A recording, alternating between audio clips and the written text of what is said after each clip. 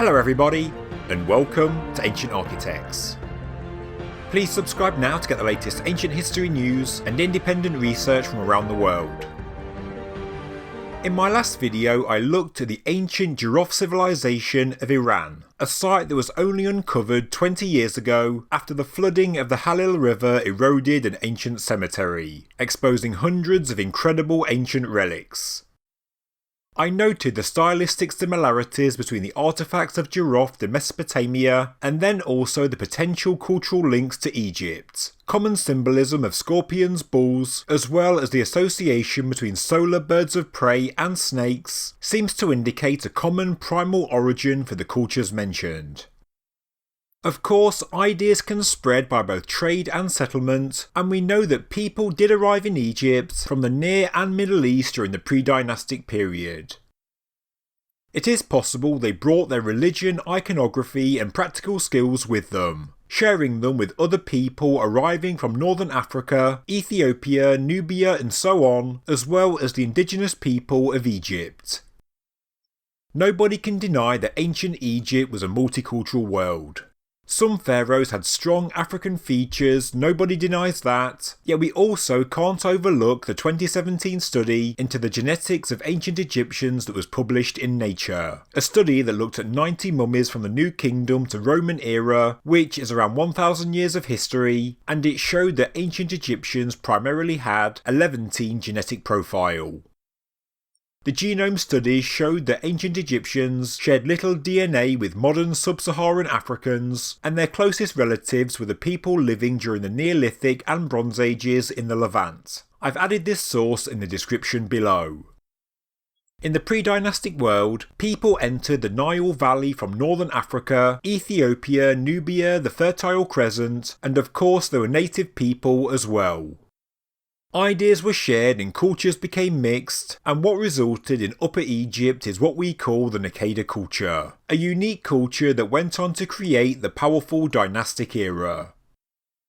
In New Kingdom dynastic Egypt, the African kingdom of Punt was held sacred and seemingly ancestral, and that's a time when DNA profiles show a population with strong Levantine genetics, so this shows just how diverse the nation was. Egypt really was a mix of cultures and heritage. But although the Neolithic culture was unique, at the heart of the cultural beliefs and teachings of ancient Egypt, we can clearly see parallels to the cultures of the Fertile Crescent. The solar bird of prey, the snake, scorpion and bull iconography, the solar bird death and rebirth myths, the Great Flood and overall belief system, the style of artwork and pottery and stoneworking practices could have been brought to Egypt with settlers from Mesopotamia, Iran, Anatolia and the Levant, or they could have entered Egypt via trading with these same people during the Neolithic II period, when trade links had certainly been established. Tracing the origins of the powerful cultures in this part of the world is no easy feat, because humans have migrated across the world for millennia. But, as well as genetic studies, I think it may be possible to trace the movement of people by taking a look at their cultural beliefs, iconography and artwork styles, and because of Pillar 43 at Göbekli Tepe, with the vulture and a possible solar disk on its wing, as well as a scorpion just below, we may be able to trace the ancestors of dynastic Egypt, ancient Jiroft and Mesopotamia all the way back to Göbekli Tepe, to try and see how cultural beliefs, art and iconography evolved. Since my last video, I've noted that there seems to be a general consensus among scholars that Giraffe in Iran began at the same time as dynastic Egypt, meaning that this Iranian culture was not the ancestral culture of Egypt, but one that was running in parallel, but it appears that both could have a similar cultural origin and influence.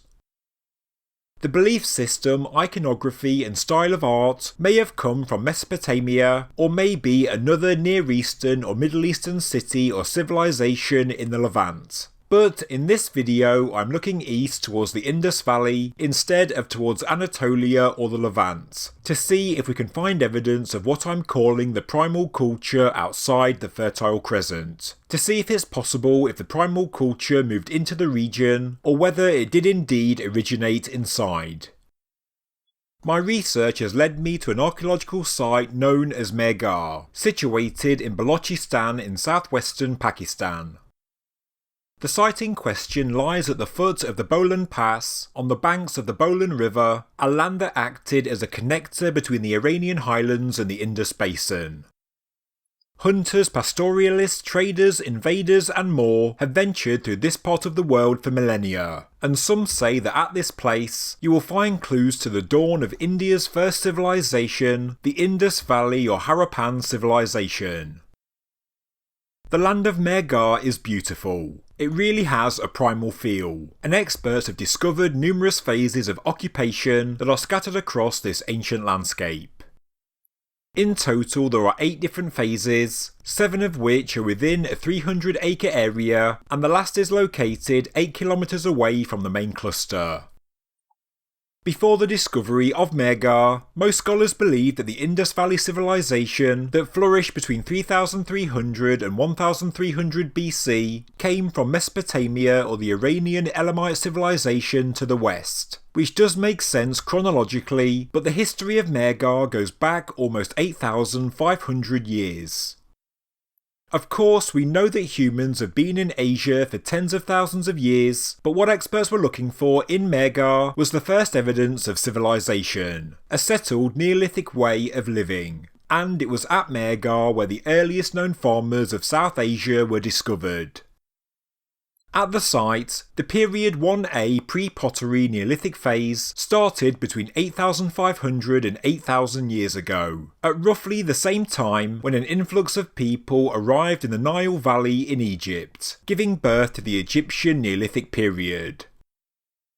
At Mehrgarh we find the first local evidence of agriculture and animal husbandry, and we also know they made baskets lined with bitumen to make them waterproof.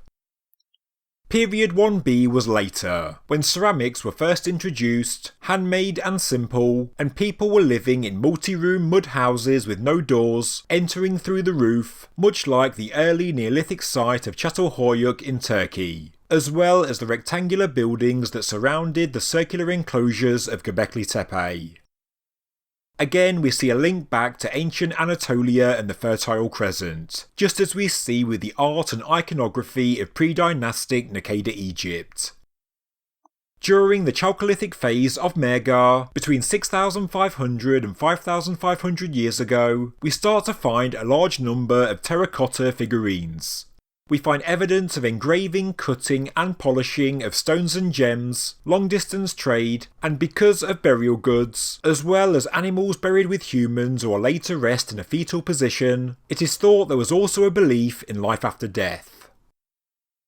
In the grave of a young woman, there was found a beautiful cylindrical bead of lapis lazuli, bracelets made of limestone beads, a disc bead that was made from a seashell, and at her feet were 6 baby goats, thought to symbolise the beginning of the woman's own herd in the afterlife.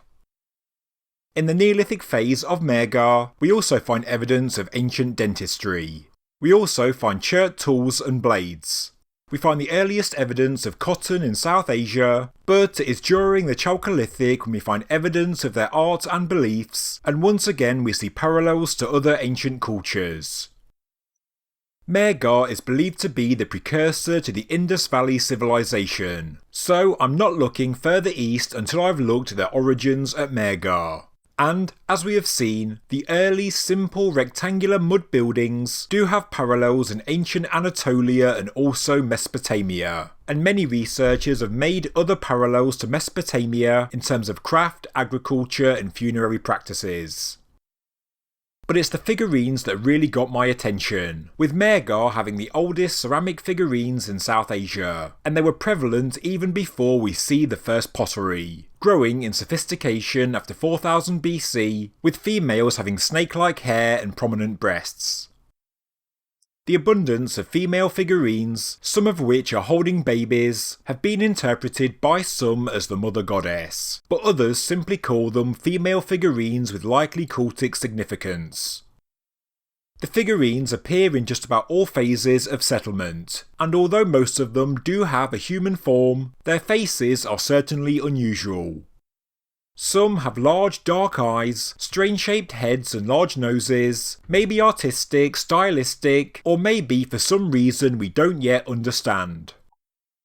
Of course, by looking at the art and statuettes of ancient Mehrgarh, I'm trying to find the evidence to fit an interpretation, which is never ideal, but I do have to start somewhere. The main iconography I'm looking for is a bird or bird god or goddess who is associated with the sun and ideally snakes as well. Well, many of the female figurines actually do have bird heads. Originally, I thought they were human-like faces with big eyes and a big nose, and yes, some are, but many, as we can see here, are certainly created to have the head of a bird. The hair is also very snake-like, and this example here is even more so. The hair is not sculpted to naturally flow down the head, but wind and coil like a snake. Yes, it could certainly be the hairstyle of the day, but it could also be that way to mimic the appearance of snakes, and maybe this is for symbolic reasons. This strange figurine has hair that wouldn't be out of place on Princess Leia in Star Wars, and again, each variant of the hair coils and curves just like a snake. This bird-headed figurine looks like it has sun rays emanating from it, and I don't think it's too much of a stretch to think that this bird-headed figurine is indicative of a very early sun goddess. Now, this is quite basic and unscientific research, I admit that, but it's not like we have a great deal of information to go on. But I'm trying to make connections between some of the Mehrgarh culture and those cultures to the west. We know that in Egypt's Naqada II period, which began sometime around 3500 BC, when links with Mesopotamia were certainly strong, we find statuettes of the famous bird lady, with breasts exposed, arms up and with the face of a bird. The bird lady is also depicted in art. The legs or lower half of these statuettes are also very similar to those seen at Mehrgarh, and yes, stylistically they look very different, but they do share a number of common features. A bird's head, female figurines, breasts exposed, and so on.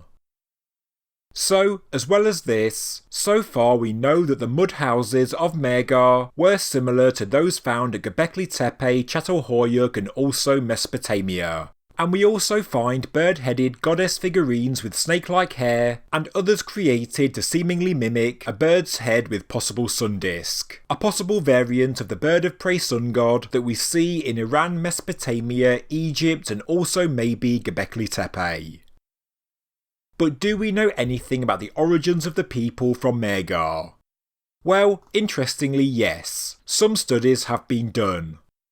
Gallego Romero researched lactose tolerance in India and suggested that the West Eurasian genetic contribution that was identified by Reich in 2009 reflects gene flow from Iran and the Middle East.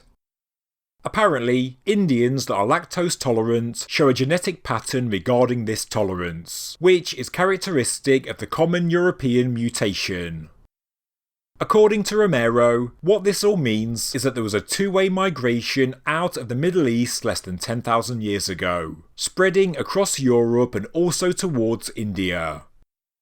Other studies of the teeth of the people of Mehrgarh have noted similarities to people of South and Southeastern Asia, indicating that the early people of Mehrgarh were also of Asian origin.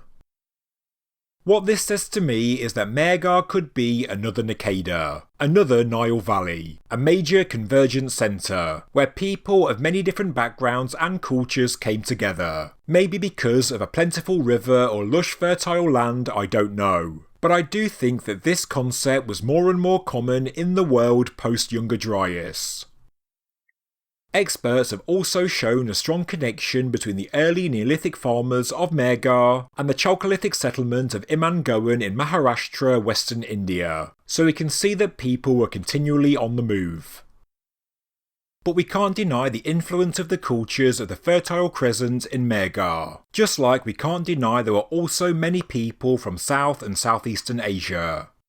This is just the same as the Naqada Egyptians. We can't deny a Fertile Crescent influence, just like we can't deny the fact that many people migrated to the Nile Valley from northern Africa, Ethiopia and Nubia.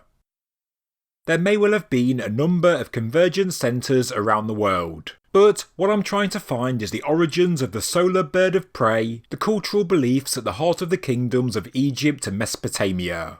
Was it the Fertile Crescent? To me, it certainly seems to be possible.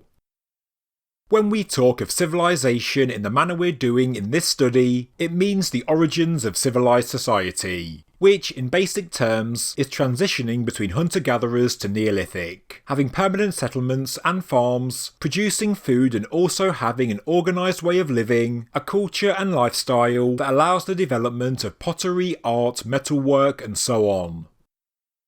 It seems that the origins of the world's most powerful and successful ancient civilizations, the dynastic Egyptians, the Indus Valley Civilisation, ancient Mesopotamia and ancient Iran, do have origins and ties to the Fertile Crescent. And no, not exclusively.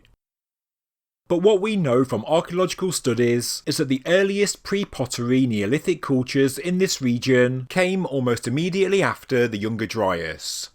These are the Levantine and Anatolian Neolithic cultures that date between 10,000 and 8,800 BC. The reason Neolithic life began around this time is all because of the climate, and the emergence from what was a world-changing cataclysm. It was the end of the Younger Dryas cold phase when the world started to warm up once again, and reach levels the Earth hadn't seen for 100,000 years. As of 2013, the earliest radiocarbon-dated Neolithic site was Gesher, located in the central Jordan Valley of Israel, with a calibrated date of 10,459 BC, with error margins of 350 years. Göbekli Tepe had many centuries of activity, and even has structures predating the pre-pottery Neolithic. What this all means is that the Fertile Crescent, from Jericho in the southwest up to Göbekli Tepe in the north, and then towards Elam in Iran in the southeast, does seem to be the cradle of what we call civilization as we know it, at least in this part of the world, taking their culture and Neolithic practices to new places, mixing with indigenous people from Egypt to India and into Europe. Yes, even in the temples of Knossos in Minoan Crete, bird-headed goddess figurines were also discovered, which may link back to the ancient culture of the Fertile Crescent. The Fertile Crescent is one place in the world that civilization really came alive after the Younger Dryas, and from which the bird sun god spread its wings across the land, laying the foundations and working together with indigenous people to form empires in Egypt, India, Mesopotamia and so on. This is an idea that seems to be backed up genetically. But humans have been around for a long time, and new cave painting discoveries are pushing our artistic origins back much further all the time. There is no doubt that the Younger Dryas set back the evolution of human civilization in a major way. What I find most interesting is that Neolithic life began almost as soon as the global climate reached a certain peak. Many people believe that this implies that there were Neolithic societies in the Middle East long before the Younger Dryas, that there was a lost ancient civilization before the Younger Dryas that was merely kick-started back into action when temperatures warmed up.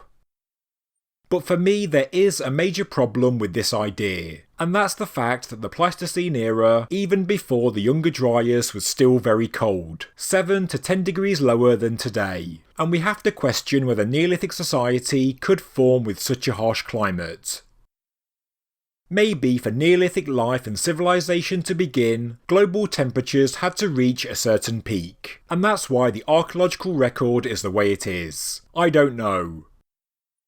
We do have plenty of archaeology from before the Younger Dryas, yet no real indications of Neolithic life before it, unless of course the cataclysmic event of the Younger Dryas wiped it out, and all evidence of its existence.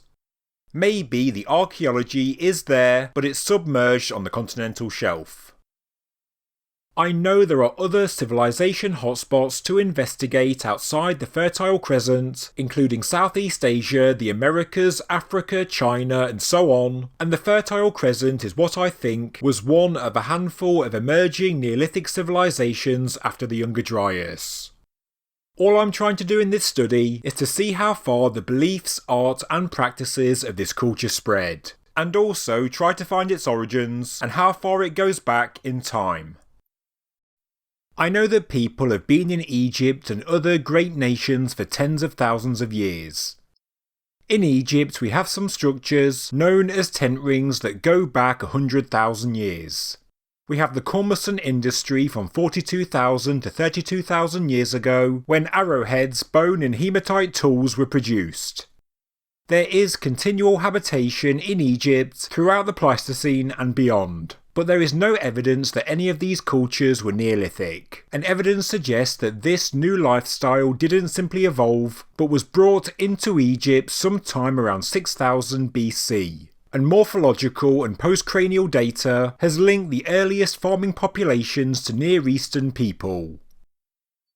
These people kept in contact and traded with their Near and Middle Eastern people for millennia, and I believe that cultural practices, religious beliefs and so on can be linked back to the Fertile Crescent.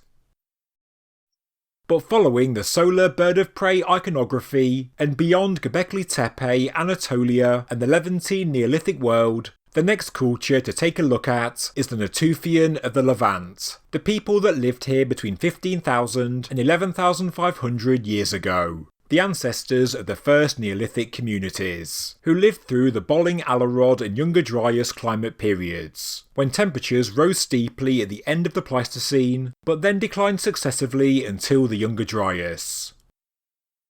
The Pleistocene wasn't that much warmer than the Younger Dryas, so to believe in a lost ancient civilization before it does require a detailed look at the archaeology, geography and climatology, and to really see what was possible, and to see if there are locations in the world that could have developed stable Neolithic practices and formed a civilization during this globally colder period.